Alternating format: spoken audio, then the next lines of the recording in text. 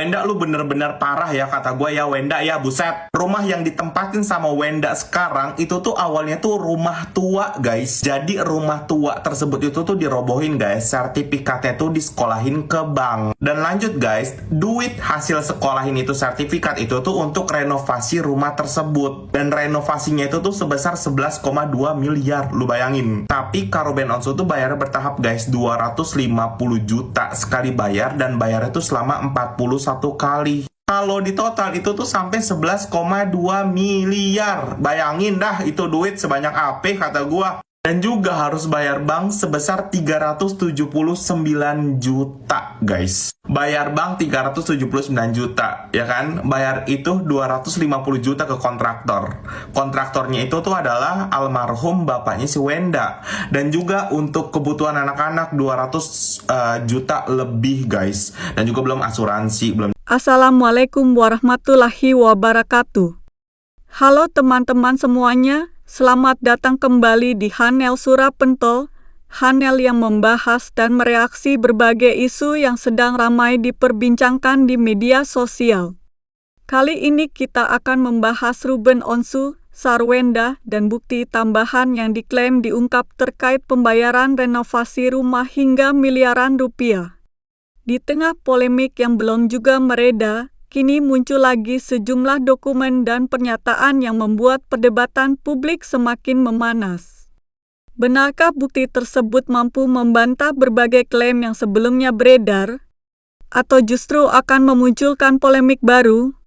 Tonton videonya hingga usai, karena saya akan memberikan komentar cukup panjang di bagian akhir video. Yuk kita tonton videonya. Juga kartu kredit segala macem gitu guys. Udah semuanya dibiayain ya guys ya. Kak Ruben Onsu mau ketemu anak aja susah. Terus juga dikata-katain juga lagi kata gua. Sarwenda, kalau perkara lain kayak Sarwenda ya kan, perkara rumah tangga lu kan, bisalah kau ngeles-ngeles dikit. Tapi kalau perkara kau bisa terkenal sampai sekarang ini, tidak bisa kau ngeles Sarwenda, tidak bisa kau lari dari kenyataan Sarwenda. Ingat Sarwenda, kau itu dikudeta dari Ciribel Sarwenda. Terus kalau udah dikudeta dari Ciribel, apa yang kira-kira apa Sarwenda? Hah? Suara kau tidak bagus, falas. Kau tidak cantik juga Sarwenda.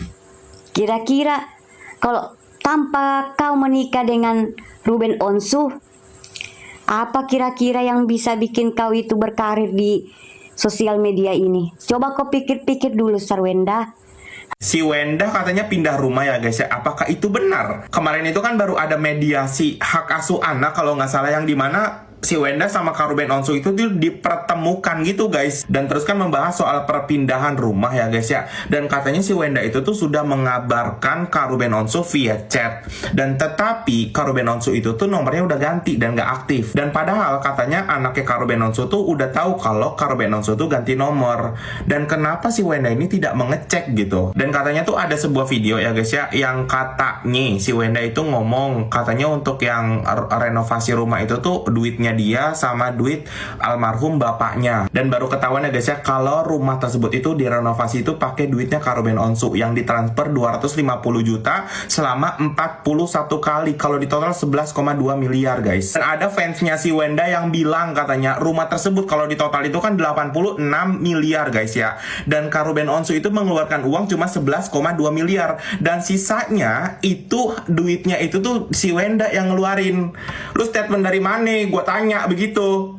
Baca makanya. Kata gue ya, fansnya si Wenda ini tuh kagak bisa nerima fakta gitu. Ya emang sih ya, fakta itu tuh menyakitkan. Nah, lu denger dah tuh kata pengacaranya Kak Ruben Onsu tuh, Bang Minola tuh. Fakta itu menyakitkan. Kayak mana sih? Kebenaran itu menyakitkan. Kemarin itu aku melihat videonya pengacaranya Bapak Ruben Onsu. Di sana dia memberikan apa itu namanya bukti-bukti pengiriman uang dari lift harganya 500 juta. Aduh, itu bisa aku beli rumah satu.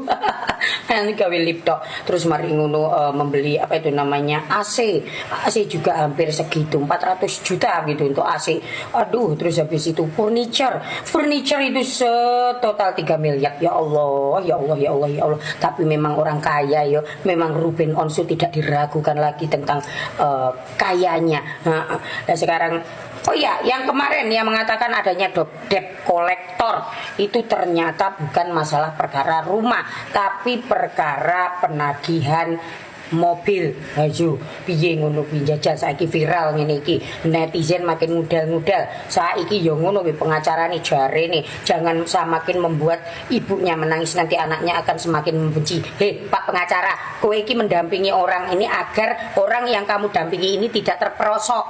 Lagi kok malah mau jerek nih nang jero iki piye to Pak pengacara? Lah ngene kok malah merugikan Sarwenda. Bahasa-bahasa nanti kalau anaknya makin membenci ini dan itu dan bla bla bla bla, maka itu nanti akan dijadikan pengacara Ruben Onsu, dijadikan sebagai bukti bahwa telah terjadi bla bla bla bla kepada anak untuk membenci bapaknya. Kok bisa begitu? Buktinya apa? Pembicaraan daripada si pengacaranya si Mbak SW. Lah sedangkan pembicaraan itu tidak dilakukan sendiri, melainkan pengacara itu berbicara di dekat Mbak SW dan Mbak SW mantuk.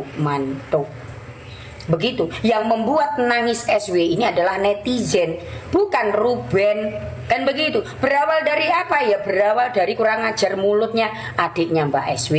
Terus kemudian berawal dari, mohon maaf, pembantu nih Mbak SW. Itu membuat yang namanya kerugian-kerugian dasar besar di sana. Sarwenda beli rumah baru padahal statusnya janda. Sarwenda, janda terhormat, janda berkelas yang bisa memanage keuangannya dengan baik. Sehingga di saat Sarwenda statusnya single mom, janda seperti itu, beliau bisa membeli apapun yang dia mau, baik beli rumah maupun beli mobil, beli barang-barang branded. Beliau bisa gitu karena beliau wanita mandiri gitu, wanita pekerja keras tanpa bergantung sama suami pun dia bisa kayak gitu. Itulah perempuan yang patut Gio kasih jempol. Semoga hal-hal positif dari Sarwenda ini bisa dijadikan teladan contoh buat banyak wanita-wanita di Indonesia ini. Tunjukkan bahwa perempuan itu bisa sukses, perempuan itu bisa maju tanpa laki-laki dan gak kalah sukses dari laki-laki seperti itu. Ya na'udzubillah menzalik, ya pasti yang namanya perempuan gak mau jadi janda. Tapi kalau memang yang terbaik menjadi janda ya gak apa-apa kayak gitu, daripada berdua dipaksakan tapi hubungannya toksik. Untuk apa? Berumah tangga kan untuk menjalin kebahagiaan, bukan pura-pura bahagia. Jadi kalau dalam rumah tangga udah tidak ada kebahagiaan, udah ada nggak kecocokan, dipaksa-paksa pun yang ada makan batin. Jadi ya kalau kita mau jadi single mom itu yang terbaik, nggak apa-apa daripada dipaksakan, kan kayak gitu teman-teman. Jadi Sarwenda ini banyak banget lah hal-hal dari Sarwenda yang tentunya kalau kita mandang sisi positif dari Sarwenda banyak. Kalau orang yang pikirannya positif pasti akan melihat sisi positif dari Sarwenda, tidak gila-gila menggali-gali aibnya Sarwenda. Semua orang punya aib, semua orang pendosa, cuma cara berbuat dosanya aja yang berbeda-beda. Kalau saya pribadi melihat keseluruhan video ini, terus terang saya merasa kasus ini semakin hari bukan semakin sederhana, tetapi justru semakin rumit. Hampir setiap minggu selalu ada informasi baru, ada bukti baru, ada pernyataan baru, lalu muncul lagi tanggapan dari pihak lain. Akibatnya, publik dibuat terus mengikuti perkembangan yang seolah tidak pernah selesai. Yang paling menarik perhatian saya pada video ini tentu adalah munculnya klaim mengenai bukti pembayaran renovasi rumah, pembelian furnitur, pemasangan AC, dan berbagai biaya lain yang disebut-sebut nilainya mencapai miliaran rupiah. Kalau memang dokumen-dokumen tersebut benar adanya dan memang berkaitan dengan perkara yang sedang diperdebatkan, tentu itu menjadi sesuatu yang sangat penting untuk dipertimbangkan. Namun sebagai penonton, saya juga merasa kita perlu berhati-hati dalam menyimpulkan sesuatu. Saya pribadi tidak ingin langsung mengatakan bahwa salah satu pihak pasti benar atau pasti salah hanya karena melihat potongan video yang beredar di media sosial. Kita semua tahu bahwa media sosial seringkali hanya menampilkan sebagian cerita. Potongan video berdurasi beberapa menit belum tentu menggambarkan keseluruhan peristiwa yang sebenarnya. Bisa jadi masih ada konteks lain yang belum diketahui publik. Saya juga melihat netizen sekarang sangat mudah terbelah menjadi dua kubu. Ada yang langsung membela Ruben tanpa mempertanyakan apapun. Ada juga yang membela Sarwendah tanpa mau melihat informasi dari sisi yang lain. Menurut saya, sikap seperti ini justru membuat diskusi menjadi kurang sehat. Padahal kalau kita mau jujur, kita semua hanya penonton yang mengetahui perkara ini dari informasi yang dipublikasikan. Kalau benar pihak Ruben menunjukkan bukti pembayaran sebagaimana disebutkan dalam video, tentu itu merupakan bagian dari sudut pandang pihak Ruben. Di sisi lain, apabila pihak Sarwendah memiliki penjelasan atau bukti yang berbeda, tentu masyarakat juga berhak mendengarnya. Karena itulah saya merasa lebih baik menunggu perkembangan berikutnya daripada buru-buru menyimpulkan. Yang juga membuat saya prihatin adalah semakin banyak komentar yang sifatnya menyerang pribadi. Kritik terhadap suatu pernyataan tentu masih wajar, tetapi ketika sudah masuk ke penghinaan fisik, merendahkan masa lalu seseorang, atau menghakimi kehidupan pribadi, menurut saya itu sudah tidak produktif lagi. Terlepas dari siapa yang benar atau salah, setiap orang tetap berhak diperlakukan dengan hormat. Saya juga berpikir bahwa yang paling penting dalam perkara seperti ini bukanlah siapa yang paling ramai didukung netizen, melainkan bagaimana fakta yang sebenarnya bisa terungkap dengan jelas. Dukungan publik bisa berubah setiap saat. Hari ini seseorang didukung, besok bisa saja berbalik dihujat. Karena itu ukuran kebenaran seharusnya bukan berdasarkan siapa yang paling viral. Di sisi lain, saya memahami mengapa isu ini begitu menarik perhatian masyarakat. Ruben Onsu dan Sarwendah merupakan figur publik yang sudah lama dikenal. Kehidupan mereka selama bertahun-tahun menjadi konsumsi publik. Maka ketika muncul berbagai polemik setelah perpisahan mereka, wajar kalau masyarakat penasaran. Namun rasa penasaran itu menurut saya jangan sampai berubah menjadi kebiasaan menghakimi tanpa dasar yang kuat. Menurut saya, video seperti ini juga mengingatkan kita bahwa kehidupan rumah tangga seseorang tidak selalu sesederhana yang terlihat di depan kamera. Apa yang tampak bahagia di media sosial belum tentu mencerminkan kondisi sebenarnya. Sebaliknya, ketika muncul konflik, kita juga belum tentu mengetahui seluruh penyebabnya. Saya pribadi lebih memilih melihat persoalan ini sebagai pelajaran bahwa komunikasi dalam keluarga sangat penting. Kalau memang ada persoalan mengenai aset, rumah, atau pembiayaan selama berumah tangga, idealnya semua itu memiliki pencatatan yang jelas sehingga tidak menimbulkan perdebatan berkepanjangan ketika hubungan berakhir. Hal lain yang menurut saya perlu menjadi perhatian adalah dampaknya terhadap anak-anak. Terlepas dari apapun yang sedang diperdebatkan oleh orang dewasa, anak-anak tetaplah pihak yang paling membutuhkan ketenangan. Saya berharap semua pihak dapat mengutamakan kepentingan mereka dibandingkan kepentingan untuk memenangkan opini di media sosial. Sebagai kreator konten reaksi, saya juga selalu mengingatkan bahwa apa yang kita komentari berasal dari informasi yang beredar di ruang publik.